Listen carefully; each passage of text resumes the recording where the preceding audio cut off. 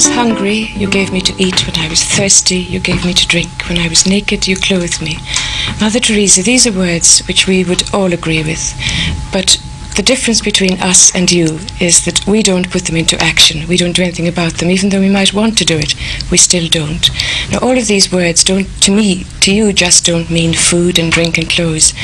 They mean love. When did it all start for you? When did you start to put these words into action? Since 1946, actually doing this close contact with the poorest of the poor. But before that, it was a vocation. From the time I was 12 years old.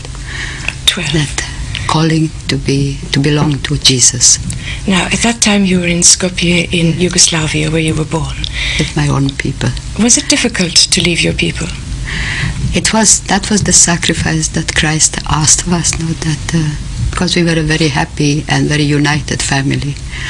But God asked for the sacrifice from my people and from me. Were you a religious family? Had you been brought up to believe, as you do now, that everything was for God? Yes, I think my mother was a very holy woman, and so she imparted that love for God and love for the neighbor very much into all her children's hearts. Now, when you got the calling and when you realized that you had to give up everything, what did you do then? How did you go about it? I mean, 12 was very young. Well, I didn't leave home till I was 18. And then I got in contact with some of our missionaries in India. And through them, I got in contact with the Loreto nuns. And then 46 years ago, I came to Radfarnham. And from there, I went to India in 1929 and finished my novitiate and vows. And I was with the Loreto nuns for 20 years in India. Can I just go back a little bit to Rathfarnham? Because in Ireland, you know, we are a little bit interested in your time in Rathfarnham. How much do you remember of that time? Well, I remember yesterday when I went to Rathfarnham after 46 years. I saw the places where I had been as a young postulant, and I remembered the community room and the chapel and refectory. So that brought back all those happenings that were happening at that time. Now, when you were there, had you that longing? Did it start there for your vocation, as you call it, a vocation within a vocation? No, it was not at that time. It was 20 years after, when I was in India. When you'd gone back to India? Yes. And I left Rathfarnham only after six weeks, and I went to India I joined in October, and then in January I went to India to do the novitiate there. Now, you were a teacher, Mother. Were you a good teacher? I couldn't tell you. I think you'll have to ask those whom I taught. Did you enjoy teaching? But I loved teaching. I loved teaching. Now, back in India 20 years later, when you got the feeling that you had to do something else, you had to go out to the poor. Yeah. How did you go about that? Because you had taken your final vows, and it must have been difficult for you to give up the final vows as such, was it? I didn't have to give up anything, because vocation is belonging to Christ. And the work is only a means to put our love for Christ into action. And so I had only to change, so to say, the way of work, the means I had to change to work for the poorest of the poor. So my vocation was a continuation of belonging to Christ and being only His. So you left the Loreto, but you kept with you all these vows, spiritual feelings. Yes. And then when we had our own, I left Loreto in 48, and in 1950, the Holy Father approved of the new congregation of the Missionaries of Charity. And then in the new congregation, I took the vows of the new congregation of love, poverty, chastity, obedience, and charity. When you talk, Mother, of the new congregation, did you start this congregation the second you left? It went with you. You became a missionary of charity instead of being a Loreto. Yes, we started, the approval came from Rome in 1950 on the 7th of October. And since then, the little congregation, first it became a diocesan congregation, and after 15 years it became a pontifical. Now we are a pontifical congregation with 850 sisters in it. As many as that? Yes. And do you find it easy to get sisters? Because vocations have gone down for other orders. God has been very wonderful to us. We have 182 novices in our 3 novitiates, one in Rome and one in Calcutta and one in Melbourne. And I had news the other day from Calcutta to say that 109 aspirants have joined last June. Good gracious, Yes. because 2 would be a lot in Ireland in the average congregation. It's a tremendous gift of God for us, because we are getting vocation from all over the world now. Now, Mother, you've decided to become a missionary of charity. You've gone into the streets of Calcutta. Can you tell me how you actually went about it? Because just to talk about somebody going into the streets and starting a new order and helping the dying, how did you actually, what was your first contact with a dying person? I picked up the first person from the street, and I found a woman lying in the street, eaten up by rats and so on. Then I took her to the nearest hospital, and they didn't seem to want her there. But because I insisted so much, at last they took her in. Then from there I decided that I will find a place for them myself and take care of them. Then I went to the municipality and I asked them for a place only, that the rest I would do myself for them. And they took me to this Kali temple in Kalighat and offered me a place of rest that they use for the pilgrims that come to worship the goddess Kali.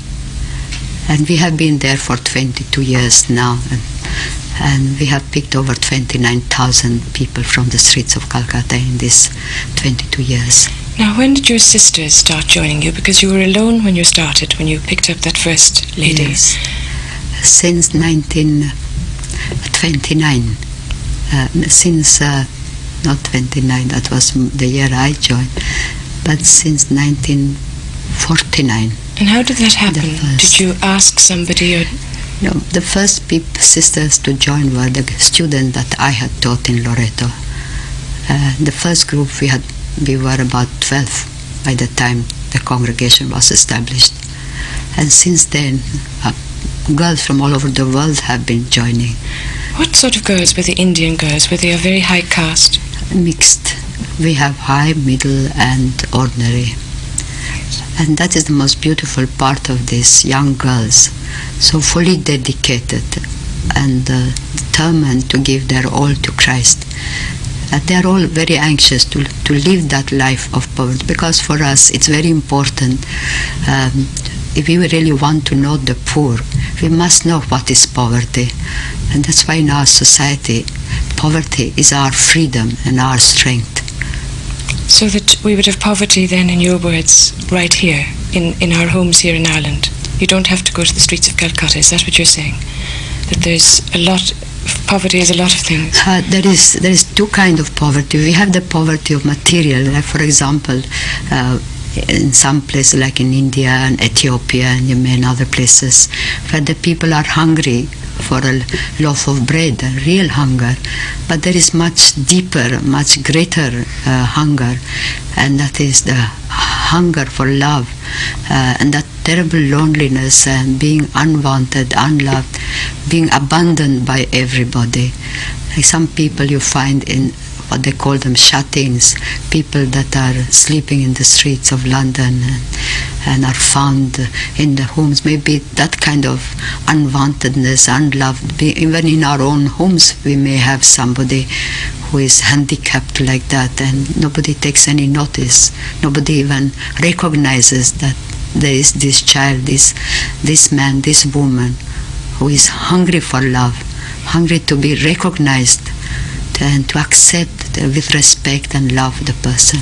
When most of us, Mother, think of the appallingness of Calcutta and Rome, you know, the poor areas of these places where you have gone into, and Bangladesh and all these places, we think, how on earth does she do that? How on earth can one person look at all of that and say, how can I help all of this? Do you ever feel absolutely despondent that you are doing what the whole nation should be doing? Do you ever feel that it's a very heavy burden? I don't feel like that, because for me, I can do only one, because Jesus is only one, and I take Jesus at his word. He has said, you did it to me. And so my sisters and I and the brothers, we take one person, individual person, one person at a time. We can serve only one at a time. We can love only one at a time. Yet the whole work, though it sounds so big and so much and all that, yet it is but only a drop in the ocean. But if we didn't do that little drop, that ocean would be one drop less. And so we have no reason to be despondent or discouraged or unhappy about it, because we are doing it to Jesus. So he had said, I was hungry and you fed me. So in each one you see yes, Jesus. It is Jesus, because Jesus has said so. You did it to me. And that's why the poor more and more become the hope of salvation for mankind, because we are going to be judged on what we have done to them, what we have been to them, how we have accepted them. This is what you said to the Senate yes. committee in Washington, that the poor with the hope yes. of mankind. Yes. How did they take that? They took it very well, and I think it has had a tremendous influence, because they're already working at it to answer the call of the poor of the world.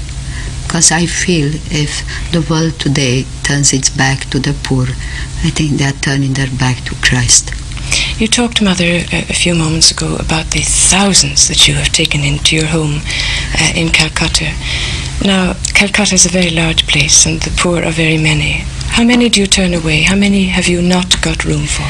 I don't know. Up to now, we have never had to turn anybody away. Never? Because there's one more bed, one more plate of rice, one more blanket to cover. How is that? Well, I don't know. We take God at His word, because we depend solely on divine providence that comes through to us through the love of the people. And so He has taken care and He has shown such thoughtfulness and such kindness for our people in small details. And so we have no reason but to accept what He has said, that we are more important to Him than the birds of the air and the flowers of the garden. There are a lot of people, yes. Mother, particularly in America, we'll say, where you've had just visited and talked to the Washington Committee, who have a lot of money and who probably have very good intentions, but who would never in a million years do what you're doing, or indeed part with any of that money willingly. How do you get through to that type of person? By giving them a chance to do works of love. Such as? Such as to help somebody in their own family first, and then next door neighbor, to find the poor around them. And then once that contact is made, I never ask for money, I never ask them to give me, but I always ask them, come and see, come and touch. And once that contact has been made, they know what they have to do. Are you in great need of money? Because I know that you don't take any government grants of any kind. I have never been in need, but I accept, I never refuse what people give, and I accept whatever. So having nothing, yet possessing all things. Now you have co-workers all over the world, and you have them in Ireland. Are we generous? Are the Irish good to you? Very generous, and it's been a wonderful time now with them. Especially I'm very anxious, especially now that I've come round to meet our co-workers.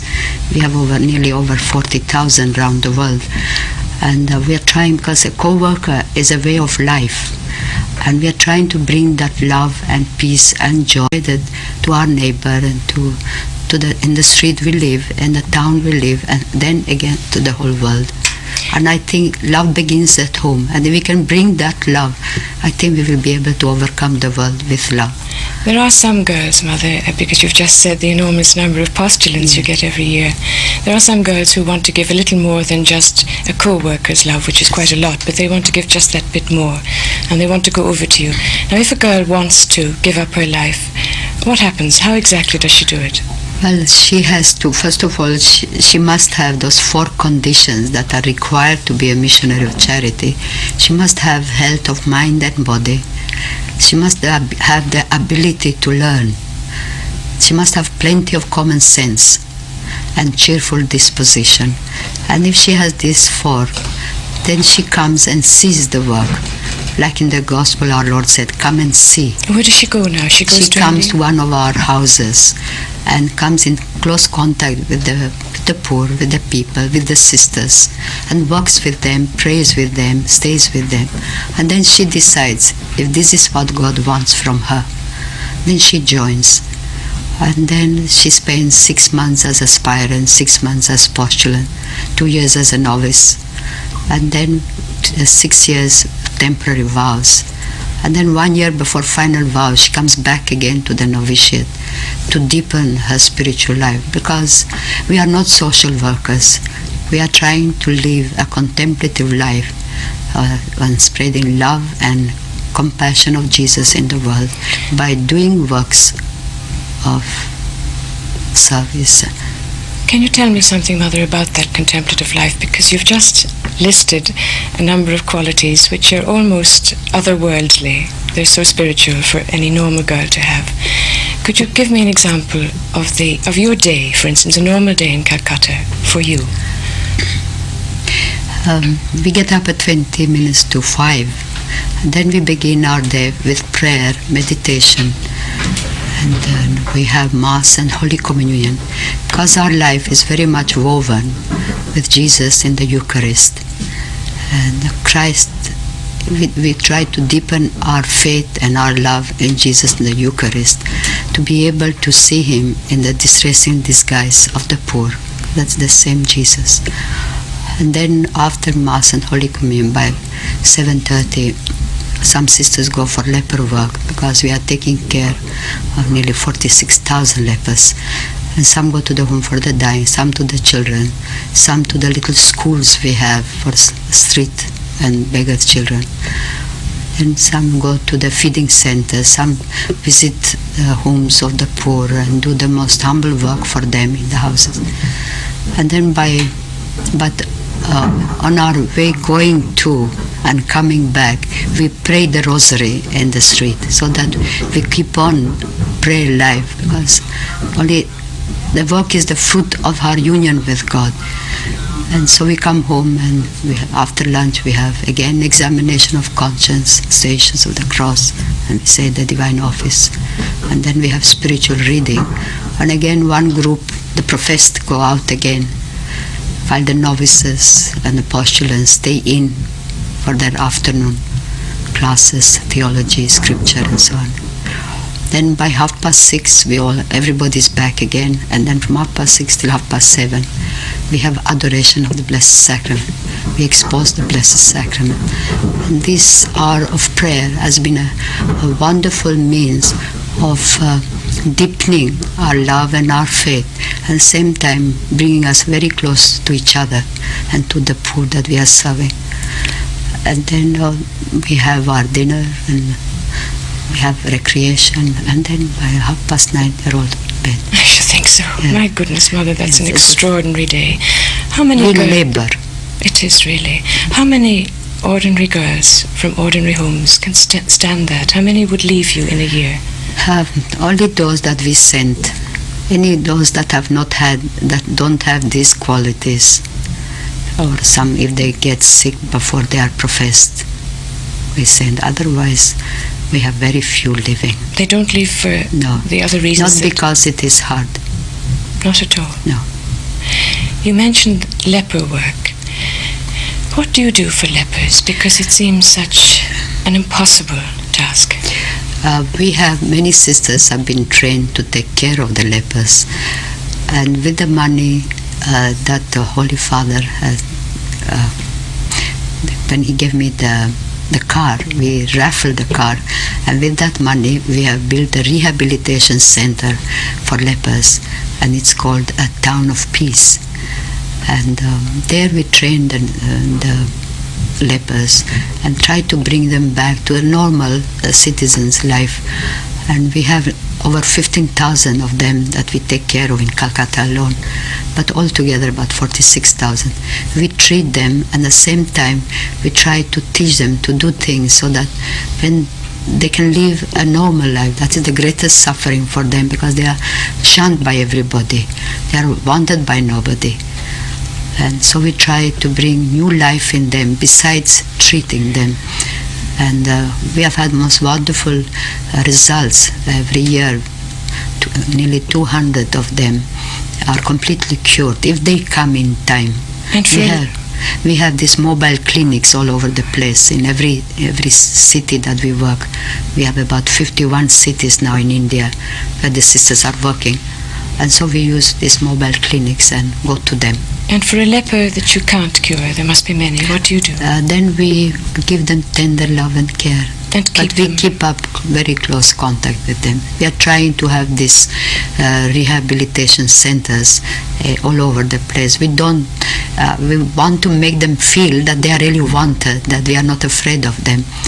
And so to try to segregate them without them realizing that they are being segregated. Now, to ask you this question seems almost ridiculous, but if I were to ask someone else, how on earth do you touch the lepers? Do you go near them? Are you ever personally frightened? Ever? I mean, we take all the precautions possible to protect ourselves, to protect the sisters. And then once they are properly trained how to take care of them, there is a very little possibility of getting infected. But we must be ready, if it is God's will that someday some sisters will get it. We must be ready to accept that as part of the gift of God.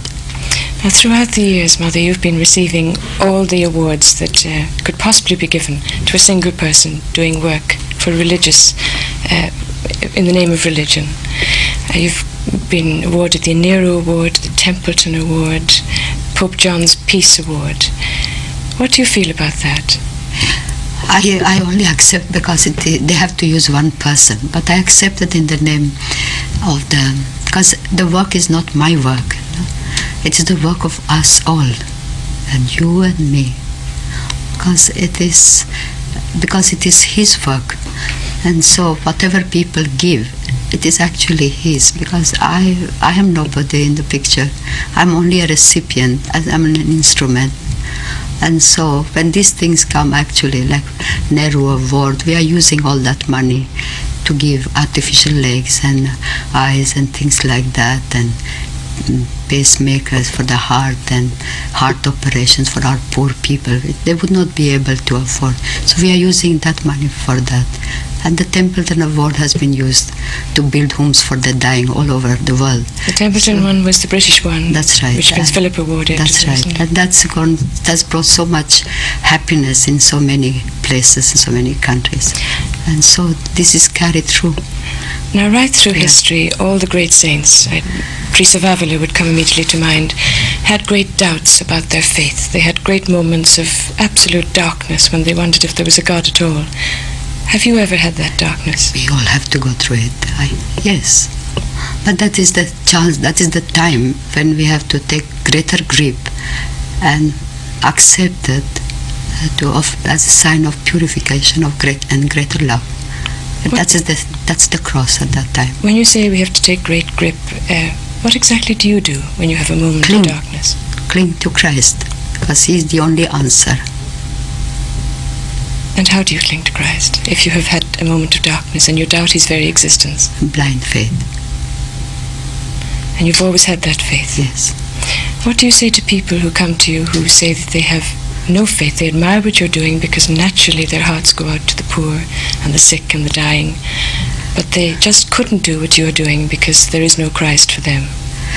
I don't believe that there is any human being who doesn't believe in God, unless they are mental.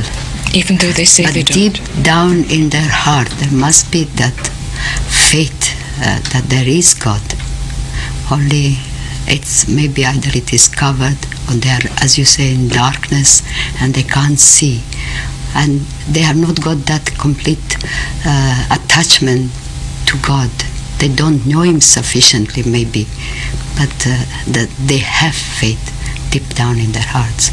What's your reaction, Mother, when you're passing by a suburb, a fairly wealthy suburb, and you see the wealthy houses? Let's take you back to Calcutta again, where you have the Victoria Memorial, which is a massive building, and just lying there. What do you think of? I resented because it is empty while our people are left in the street and in overcrowded little rooms. But I still hope that one day we'll fill it up with our people. You feel that? I think so. Well, I don't doubt you, I think you probably will take it over. But something very beautiful has happened now in Calcutta. The ICI, it's an English firm that has been working in India for many years. And they have as a gift to the people of Calcutta, they have given us a very big property, just as a real, for the love of God, so to say, completely as a gift. And we have made it into a wonderful home with the help of many people. And now we are bringing the sick and the dying to this new place where there's a nice garden and nice space for them and plenty of space. How we will be able to take many more people. You feed, Mother, the children, the millions of starving children in Rome and in Calcutta and in many Ethiopia and all the other countries you've gone into. There are people, and I'm sure you've heard of them, who say that there are too many children in Calcutta. Why so many children? Why not stop these children being born in the first instance? What do you say to those people? That is not their concern regarding the children of Calcutta, because child is the gift of God. And I feel that the poorest country is the country that has to kill the unborn child to be able to have extra things and extra pleasures and so on. And they are afraid to have to feed one more child. In Calcutta, we are trying to fight abortion by adoption. And also our sisters are doing natural family planning, which has helped many people to live their life very beautifully. As the poor people told me, our family has remained healthy, our family has remained united, and we can have a baby whenever we want. While in India, actually, they may leave the child in the dustbin, they may leave him at our door, but they would never kill the child. And so this is what it's very painful to accept what is happening in the Western countries, where the child is destroyed with the fear of having too many and to have to feed and to educate and so on. And I think for me, they are the poorest people in the world who can do an act like that. When you take a child from the dustbin, as you often have, where do you take it to? You take it into your home and then the child is growing up. What do you do with that child? If the child is healthy, we try to get a family to adopt the child. And lately we have had many Hindu families who are taking our children into their own homes and really adopting them legally. And then if the child is not adopted, then we get a sponsor parent to sponsor him for education. And so at present we have over 5,000 children who are being paid in different schools to be educated. And so their future is we hope that their future is much more brighter and much more beautiful. Again, I have to say to you, you say quite calmly to me, we get a sponsor. I bet if I took a child from a dustbin and tried to get, you said 5,000 children, if I took one in the morning and tried to get a sponsor, I would have the most dreadful difficulty.